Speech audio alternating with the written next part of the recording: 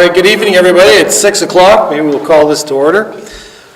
This is a public hearing. The purpose of the hearing is to hear any representation from the public with regards to amending the 100-foot undistributed native vegetation area required for lands located adjacent to Clearwater Lake, and alterations within this undistributed native vegetation are limited to a maximum of 25% of the shoreline length to 75 feet.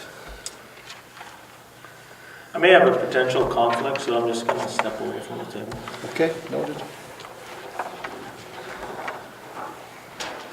It's getting pretty skinny up here. Okay, were there any written submissions? Yes, we received one submission from Manitoba Municipal Relations Community and Regional Planning Branch, and I'll just read it out. It is recommended that Council give careful consideration to all comments received prior to proceeding with second reading of the proposed bylaw amendment. All comments received in the original circulation of the proposed subdivision application in 2009 of the Clearwater Lake development have been attached for Council's review as well.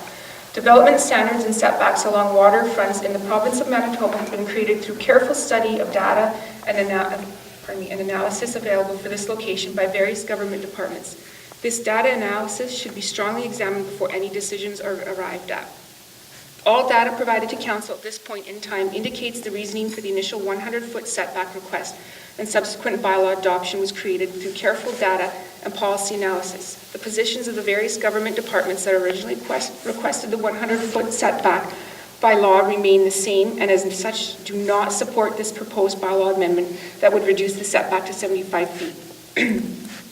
Bylaws should not be amended to suit proponents who have built and developed property homes in this area in direct contravention of not only the existing 100-foot setback bylaw that is currently enacted for the Clearwater subdivision, but also in contravention of local building code bylaws and building permits. Issues such as this should be dealt with accordingly and not through not through post-development bylaw amendments. This practice sets a dangerous precedence for further development in the future, not only in the Clearwater Lake subdivision, but in the entire town of The Pas, and ultimately leaves the town of The Pas administration staff in an extremely compromising position to deal with moving forward.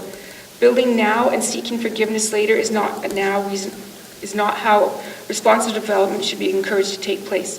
It is recommended that if certain matters can be dealt with through variation applications, that this would be the desirable and most prudent path to take in terms of resolving outstanding issues. It is also recommended that any variations are to be considered that they do not allow any part of a built structure to encroach more than 10 feet into the 100-foot setback, as this would be within the 10% variation limit that can be approved directly and without public hearing by the town of The Pas administration staff.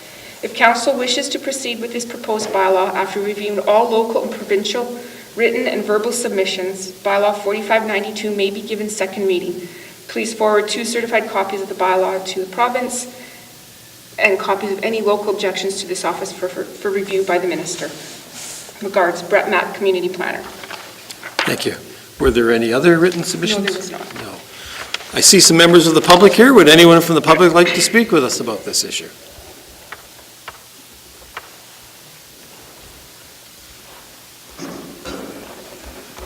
Hi. And just for the record, fellas, if you just identify yourselves. My name is Cameron McKay, C-A-M-E-R-O-N-M-C-K-A-Y.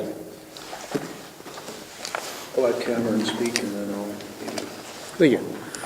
So in regards to the proposed change to the bylaw, I understand Mr. Mack's concerns, and I think that, while they're valid, they don't suggest or discuss how the difference between a 100 feet setback and a 75-foot setback would change anything to do with the lake. I think that Mr. Mack and his office has voted to develop the lake, so if they were that concerned about any impact on the lake, they wouldn't have supported the development in the first place.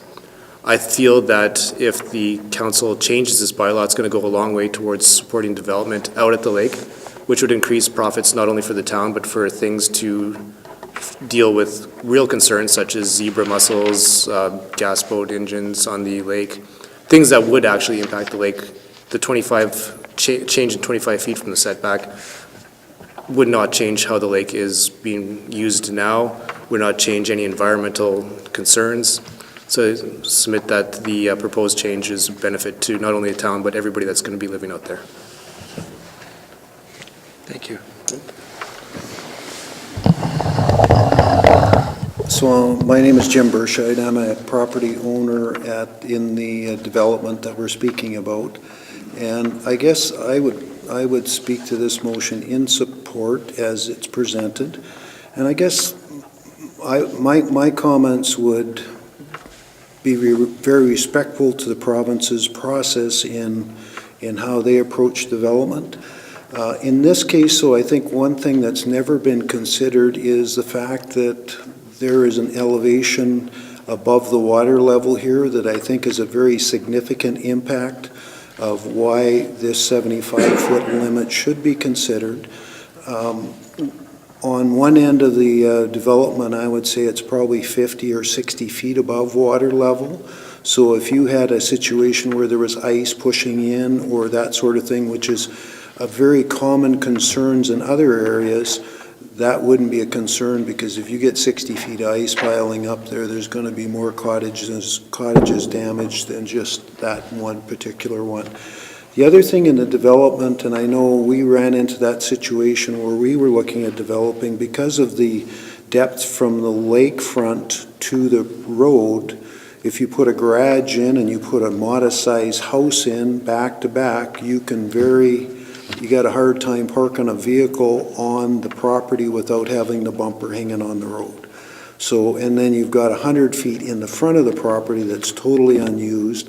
And I guess as we look at trying to get development done in the region, we need to consider some of that sort of thing as we move forward. So I appreciate the consideration that the town and the council has put forward in the discussions leading to this bylaw consideration, and I hope that we can get an exemption that will not compromise the provincial government's policy. But I think in this consideration, because of the elevation above the lake, I think that's why it should be considered.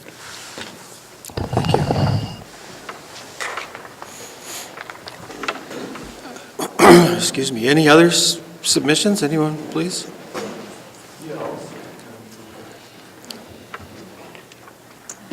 Hi, my name is Bruce Reagan. I'm representing my son. He has a lot out there in the subdivision as well. And one of the things that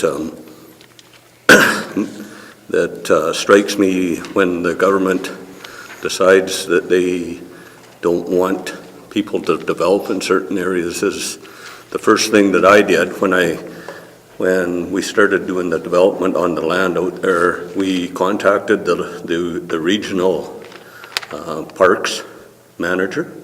And at that time, the first thing they told me is they want absolutely nothing to do with the issue of anything out there, whether it's clearing, whether it's development, whether that's that they put it forward that this was all to do through the town of The Pas. And the people that I had talked to were fairly seasoned people in the Department of Sustainable Development. So now that I question whether which group in the government actually wrote the letter opposing it, was that the Sustainable Development or Municipal Affairs? Manitoba Sustainable Development. And that. Parks and Regional Services, Water Science and Watershed Management, Water Stewardship and Biodiversity. Yeah, and that was the same group that I spoke to that did not have any opposition to the development. So far, I believe that we're within, that we've done things within the current bylaws of the 100 feet and the clearing and disposal of material and everything. But I'm not so certain that they would have brought this forward had the people from Municipal Affairs not come to the meeting there a couple of months ago, and basically I think maybe went to Sustainable Development to say please oppose this kind of thing. So just and I don't think you should be painting a broad brush across the whole province, whether it's 100 feet or whether it's 75 feet or whatever, that you should be looking at these issues individually whether it's for amending the setback, or whether it's for individual variances or whatever. So it's just something that to take in consideration. Thank you, Bruce.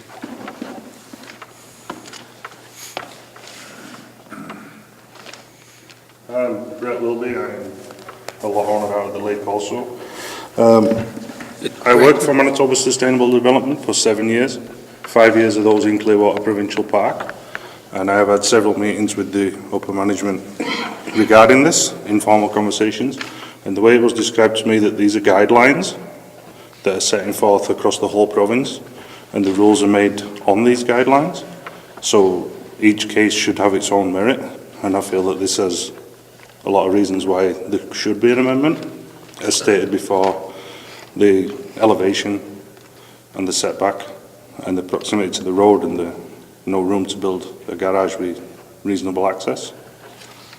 I've also spoken to colleagues at Department of Fisheries and Oceans. They have no guidelines that say 100 feet anywhere in their zoning or around fisheries. These are all informal conversations just with colleagues of mine when I did work for sustainable development and within the government. But I don't know how these laws have been made now to be amended when they were only guidelines from these government agencies. Okay, thank you. Brett?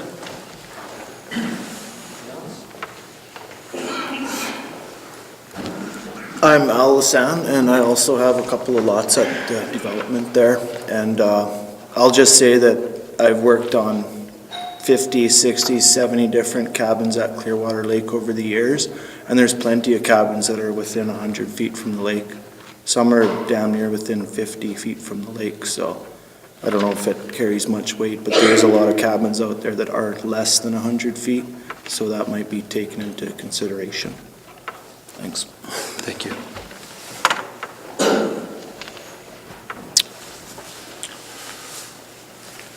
Hi, I'm Robert Landels. I've got one of the lots at the lake there as well. And I just want to come in support of the bylaw change there, because I think that 75 feet makes it a little more practical when you're building a cabin. It gives you a little more of a footprint that you can build on. And you're going to have buildings that are going to look a lot more aesthetically pleasing as you drive by there, whether it's on the lake or on the road. Because otherwise, it's like Jim says, Jim Verscheid says, is if you don't give people enough room, it's going to look like a crammed up parking lot in everybody's yard there. So anyway, I'm just here in support of it. Thank you, Robert.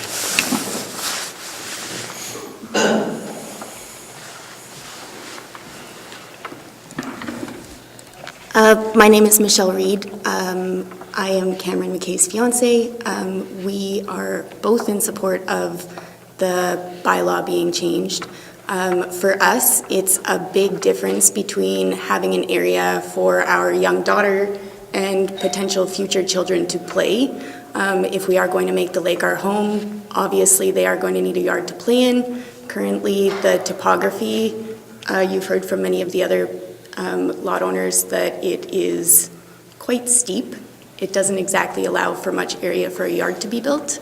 Changing the setback would allow us to potentially create a yard in the only place in our lot that's actually flat, which would be convenient, obviously, for us, and like I said, would be helpful in building a home for our children. Thank you.